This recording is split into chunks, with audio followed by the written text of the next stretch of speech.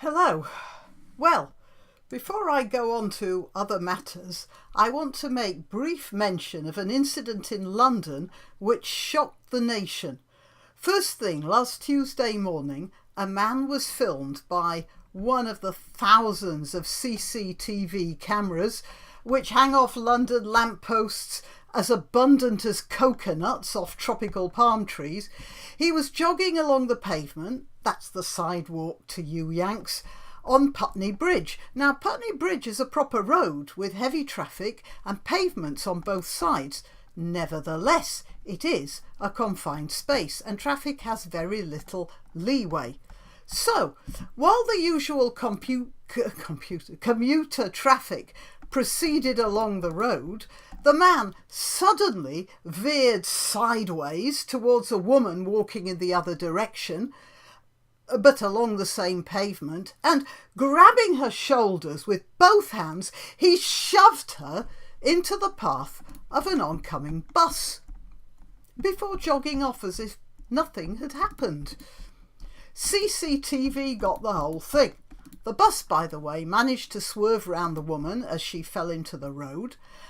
Fortunately, not only did the driver manage to avoid her, but he also managed to avoid smashing his bus into the traffic in the next lane. Several serious injuries could have resulted from that act of random violence. Meanwhile, the camera in the bus got a good shot of the unexceptional, perfectly ordinary looking white man in shorts, t-shirt and trainers as he concentrated on his forward run. I shall now wait for a police spokesman to stand before a press conference in order to assure us all that this has nothing to do with Islam. Well, fair dues. If they say it when it actually does have something to do with Islam, then they should also say it when it really doesn't. However, fair dues are not much in the offing this week, and for Exhibit B I produce Google.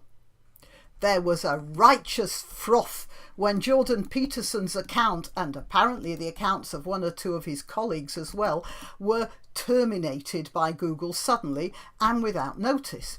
That little flicker had hardly died down when the news broke that a Google employee, James Damore, was sacked for circulating a memo.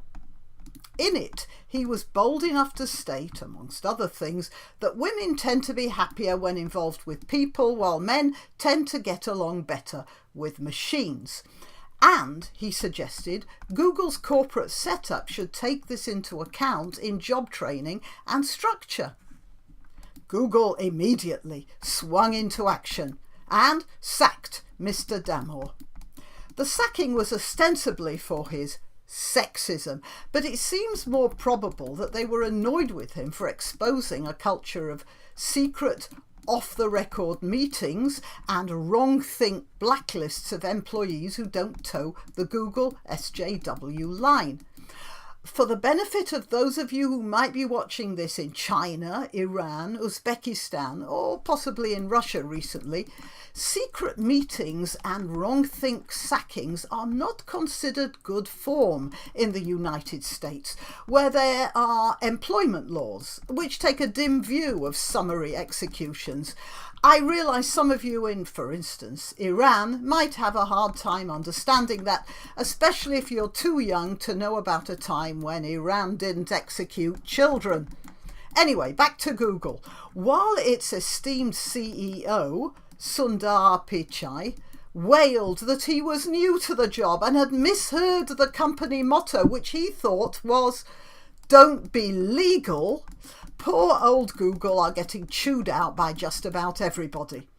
Talking about chewing, this is sort of sad because it means those champagne anarchists won't be able to get out to visit their favourite local restaurant, which, according to Christie-Lee McNally of Newsmax.com, serves gold-flecked steak for lunch.